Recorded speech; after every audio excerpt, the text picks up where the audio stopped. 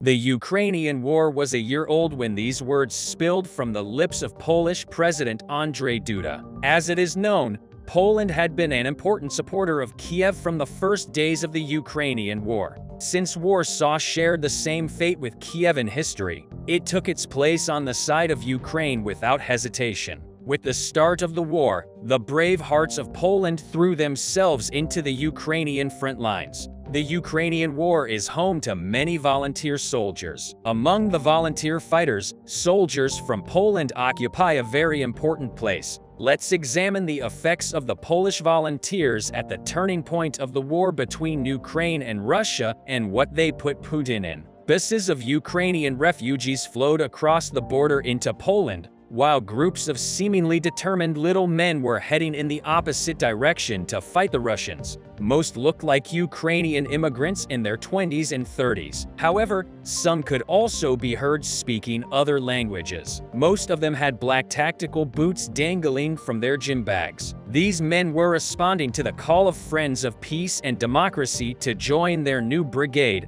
the International Ukrainian Regional Defense Legion, and help them fight the Russians. Polish citizen soldiers were joining Ukraine's new International Foreign Fighters Brigade. These included Poles, who compared Russia's invasion of Ukraine to the Soviet Union's brutal invasion of Poland. In October, Vladimir Rogov, head of the We Together with Russia movement, said about 5,000 Polish soldiers were in the battle line in Zaporizhia. Rogov pointed out that many Polish-speaking citizens are being treated in some hospitals, especially in the Kiev-controlled city of Zaporizhia. As the Ukrainian war escalated, the number of Polish volunteers increased considerably. It is alleged that there are currently thousands of Polish volunteers on Ukrainian soil. This figure was said to have last exceeded 10,000 volunteers. Volunteers managed to stop Vladimir Putin's army on the front lines several times. This success of the volunteer soldiers shocked Vladimir Putin. The addition of the success of the volunteer soldiers to the strength of the Kiev army created a cold shower effect on Putin. In addition, the Russians who oppose Vladimir Putin's wrongward decision are fighting on the side of Ukraine. Polish and Russian volunteers fighting for Ukraine will conduct joint combat operations.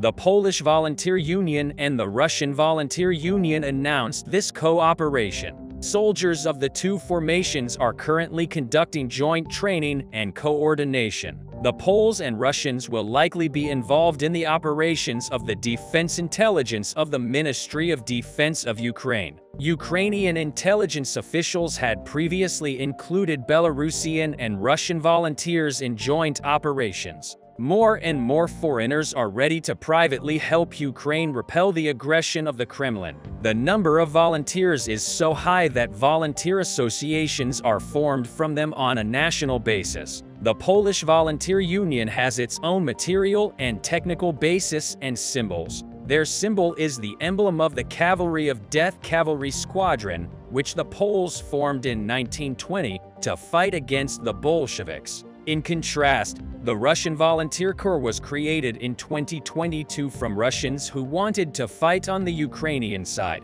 In the past week, soldiers of the Russian Volunteer Corps reported that they conducted an operation on the territory of Bryansk region of the Russian Federation. Volunteer fighters play a key role in both frontline and cross-border operations. Let's take a closer look at the Polish volunteers evacuating wounded troops from the besieged Solidar Duda, and the crack crew of volunteers remained unaffected by the horror at the front. Polish volunteer Damian Duda explains what motivated him to risk his life to help soldiers fighting against Russia in Soledar. Duda states that this war is not just Ukraine's war. Duda said a war between the civilization of death and the civilization of life. Clashes have been going on for weeks as Russia declared victory in Soledar in eastern Ukraine, and Ukraine insisted the war was still not over, despite being one of the most dangerous places on the planet right now. Few volunteers still feel compelled to travel there and help out as much as they can. Duda is one of the team of 5 Polish volunteers who spent 8 days treating and evacuating wounded Ukrainian soldiers who had recently joined the relentless war. Duda and his team work as a volunteer paramedic at Solder. The team picks up wounded soldiers on the front line, stabilizes their condition, transports them to safety in a special armored vehicle, and then takes the wounded to a hospital. On the other hand, Duda, who first came to eastern Ukraine in 2014, is used to the risks of dangerous volunteering. There was massive Russian propaganda in Poland at that time. Duda wanted to see for himself whether they were really Nazis in Ukraine. Duda said, "I met the fighters of the Azov battalion in Mariupol and realized that there were no Nazis and that this was purely Russian disinformation. On the contrary, I saw that the separatists were members of the Russian army." Duda then returned to Poland and gathered a team of volunteers. Duda then came to Ukraine to provide frontline medical assistance. When the total invasion started, Duda and his volunteer friends took their backpacks and got into their vehicles to help. In the early days of the full-scale war, they worked with the Kiev 26th Territorial Defense Battalion and stood with this battalion at a checkpoint near Kherson until the city was liberated. Duda and his team's next target was Donbass. Duda and his team planned to form a medical battalion of healthcare workers in Poland to work in Ukraine. The help of Polish volunteers is undoubtedly very important. However, the support of the Warsaw government cannot be ignored. As a frontline state, Poland has played a crucial role since Russia began massing troops on the Ukrainian border in preparation for the invasion. Due to its geographical location bordering with Ukraine and Belarus, Poland has become an important route for Western supplies to Ukraine and a safe haven for Ukrainian refugees. On February 24, 2022, when Russian tanks entered Ukraine, neighboring Poland opened its border to millions of Ukrainians fleeing their country and ordinary Poles lining up to welcome refugees at their homes. Like the Baltic states, Poland quickly became a key defender of Ukraine's cause, with the EU and NATO sending large quantities of weapons. Poland's size, location, and infrastructure make it the West's most important gateway to Ukraine. That is why Poland has become the main transit country for international aid. In addition, Poland led lobbying efforts to impose harsh sanctions against Russia and support Ukraine with strong political, economic, and military assistance. It has donated major military aid to Ukraine, including the main channel of military supply and 300 tanks from its own stockpiles. Polish leaders were among the first to arrive in Kiev as artillery still bombarded. The city and the country supports Ukraine's early accession to the European Union. As it is known, Poland formed a tank coalition shortly after the war started with the participation of various countries. The coalition expanded and the support for Ukraine increased. Now, some of the 14 Leopard 2 tanks that Poland promised to Ukraine are about to reach the territory of Kiev. Poland became the first Western ally to transfer modern Leopard tanks to Ukraine. Ukraine took delivery of the remaining 10 of the 14 Leopard 2 tanks that Poland had promised after Ukrainian soldiers completed their training to operate this equipment. In summary, its will. It is the energy that Poland strongly believes it has to do with everything possible to support Ukraine to achieve what Ukraine defines as victory and is willing to expend it to achieve it. The drone army of the armed forces of Ukraine completely changed the fate of the war on all front lines from Crimea to Luhansk. Ukraine's UAVs have undertaken successful attack missions that will go down in history. Over time, the rules of the game changed and the war reached the Russian lands. Yes, the fire that the Ukrainians started for the sake of independence finally managed to cross the borders of Russia. Undoubtedly, the UAVs were the main actors in this success. Ukraine has repeatedly targeted critical border cities such as Russia's Belgorod with the drones they use. After each attack, an atmosphere of panic grows in Russia, and as Russian citizens try to recover from the socio-psychological effects of the war, Ukraine's drone attacks drag them into an even more intractable depression. The dangerous fire brought by the environment of chaos that started in Belgorod slowly began to envelop other cities of Russia. Ukraine had enough of a drone army to worry the Russians. Therefore, with the exception of Belgorod, Russian cities at much great distances could easily be targeted by Ukrainian drones. The other day, one of the most interesting attacks on the subject struck Russia again. The target of the Ukrainian drone army this time was the Russian city of Krasnodar. An explosion occurred in an oil depot in the Krasnodar territory, and a huge fire broke out shortly after this explosion. The source of the explosion that initially caused the fire was unclear, but the cause of the explosion was revealed as a result of the first researches. The source of this stunning explosion was, again, a drone attack. As a result of this drone attack, the infrastructure of the oil depot belonging to the Rosneft company was badly damaged. The exact number of drones involved in the attack on the oil depot was not disclosed. However, judging by the photos shared by the locals on social media, it seemed highly likely that a large number of drones were used due to the severity and effects of the attack on the oil storage base. The city of Krasnodar in the Russian Federation is at least 470 kilometers away from the Ukrainian front lines. The city is a critical region between the Black Sea and the Sea of Azov, connecting Crimea and Russia. With such attacks, Ukraine may be aiming to cut the logistics connection or supply lines between the Crimea and the Russian army. In photographs taken by Krasnodar residents, it turned out that the fire that started after the explosion was quite strong. Its consequences could not be eliminated for quite some time, and fire and a huge pillar of smoke could be observed from a distance of several kilometers.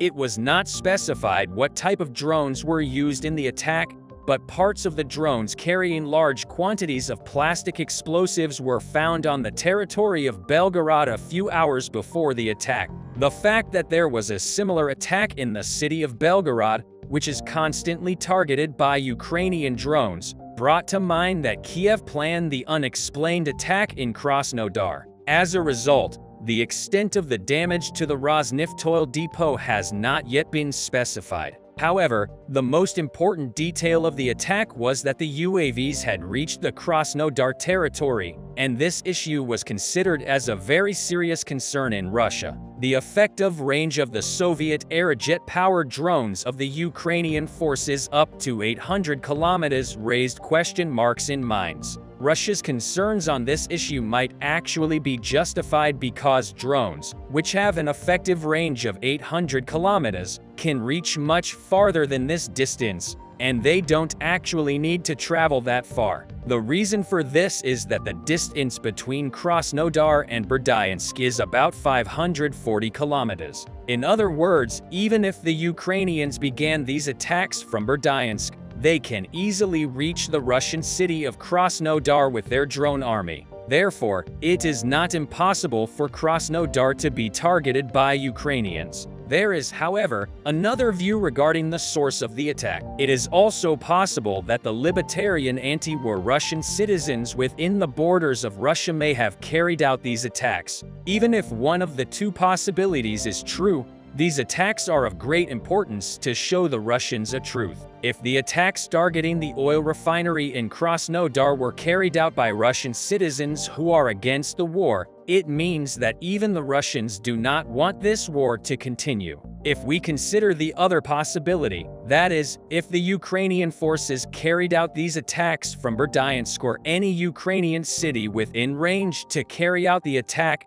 the situation is still bad for the Russians because this time Ukraine would carry the war to a completely different dimension and would have focused on cross-border airstrikes. And the effects of the war would be felt in Russia more intensely with each passing day. On the other hand, after the attacks in Krasnodar city, unexplained mysterious situations began to occur at the Russian air base in Yeisk. A total of 6 Russian fighter bombers were lost after the fire and the drone attack on the Russian air base in the city of Yeisk. The disappearance of the Russian warplanes took place after the fire, which locals observed near Russian airspace. In the news that appeared earlier on the subject, the Ukrainian service had pointed out that the last images of the surrounding area were burned fields. The burnt areas are located on the territory of the 722nd Air Defense Training Center of the Russian Air Force next to the airfield. The fire at that place may have been caused by the crash of a Ukrainian drone again.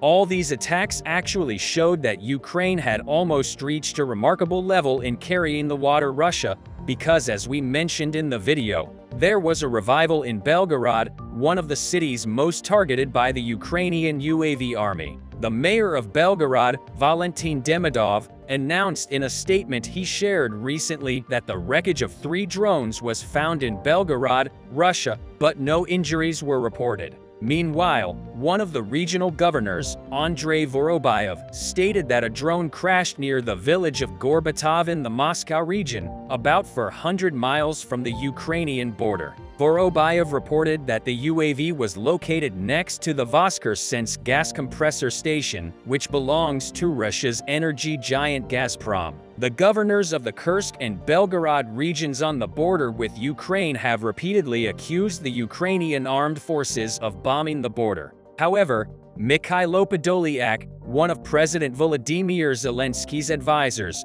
denied that Ukraine was carrying out attacks on Russian soil, emphasizing that Kyiv was waging a defensive war to save all its lands from occupation and that this was an axiom. Russian Federation official state news agency TASS reported that Kremlin spokesman Dmitry Peskov was asked to deny that Podolyak had carried out attacks on Ukrainian targets on Russian territory. The Kremlin leader told reporters that the Ukrainian official statements were not credible. On the other hand, the increase in panic and fragmentation in Russia was clearly observed as a reflection of the increase in domestic attacks on infrastructure facilities by unidentified UAVs. Although the Ukrainian side did not accept responsibility for the attacks, huge problems seemed to be imminent for the Russians. The statements of the official pointed out that such incidents would not come to an end in Russia as the Ukrainians lost their advantage in the territory of Ukraine. They could not find a solution to the striking explosions, fires, and drone attacks that took place within their own country's borders.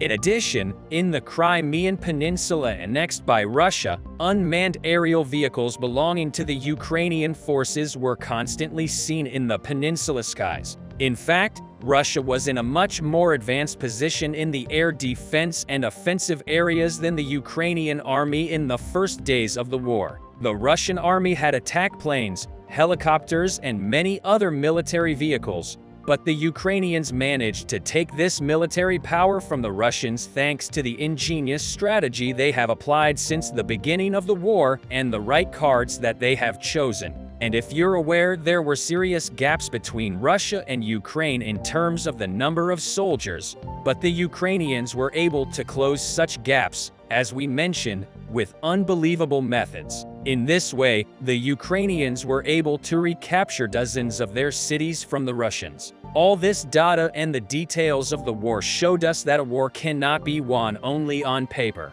On top of all this, it takes determination, faith, and the fire of freedom to win a war. Let's see who and where the fire of freedom in Ukraine will burn in the coming days. There are a lot of updates from the Donetsk region here in an attempt to exploit the fact that Ukrainians are preparing for a counter-offensive near Bakhmut. Russian forces continue trying to close the pocket around Avdiivka. Due to the meager gains, Russians switched to the tactic of heavy bombing and started leveling the city with the ground and burning it with incendiary munitions, which is why Ukrainians marked Avdiivka as a red zone and started the evacuation. Last time I told you that Ukrainians pushed Russians out of the train station in front of Stepov, which allowed them to secure control over the region and counter Russian assaults more effectively. I also told you that in the meantime, Russian forces increased the intensity of their attacks in the northern part of the region,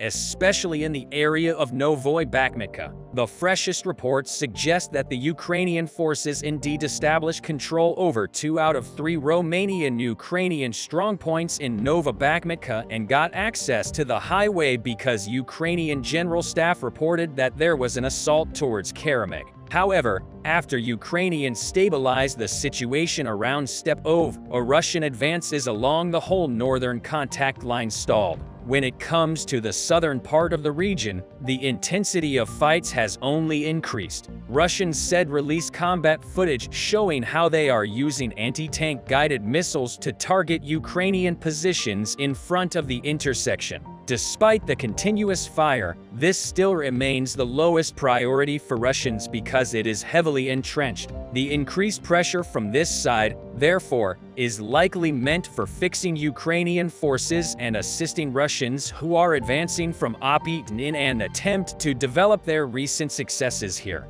Further, Russians started extensively using ATACMS in this direction as well. As mentioned in the combat footage, the main objective is to suppress Ukrainian machine gun fire and support Russian assaults. Nonetheless, Russians not only failed to develop their success further, but also lost several recently gained positions. Ukrainian 110th Mechanized Brigade showed how the repelled Russian infantry assault supported with at least one tank. Ukrainians exploited the fact that Russian infantry was using the tank as cover and started using drones and mortars to target the area of concentration. Once the infantry was killed, the tank tried to retreat but was caught and destroyed on the run. In another assault, a Russian tank fired at Ukrainian positions tried to quickly take cover but was destroyed by Javelin. It looks like Ukrainians also conducted a counterattack and recaptured a huge trench network, as the video features how they are clearing the trenches and taking captives of those who were hiding in shelters.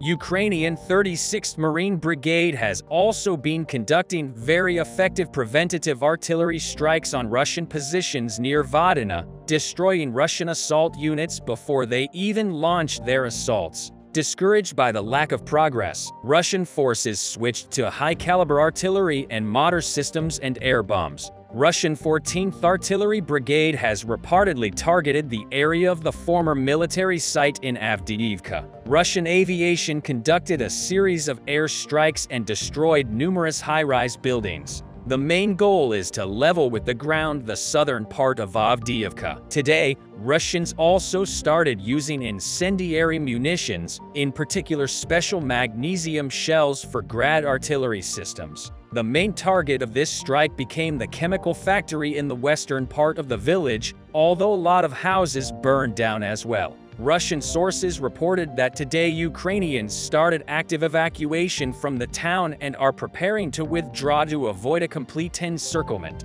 However, this is not entirely true. Just like in the case of Kupiansk, Ukrainians are evacuating the civilians because from today, water, gas and electricity facilities will stop being maintained and mobile internet will be shut off. Despite the fact that Avdiivka has been in the area of the active combat zone for 9 years, there are still around 2,000 people that refuse to evacuate voluntarily. But as the Russians started just leveling the town with the ground and burning everything with incendiary munitions, Avdiivka was marked as the red zone and no one is allowed to enter the town. Overall, Ukrainians have stabilized the situation to the north of Avdiivka and continue preventing the Russians from securing any gains to the south of Avdiivka. Despite the low threat of encirclement, Ukrainians had to launch an evacuation of civilians because Russia started air raids in the town. It seems like Russians are committed to taking it because firstly they have already wasted a lot of resources on trying to soften up the Ukrainian defense.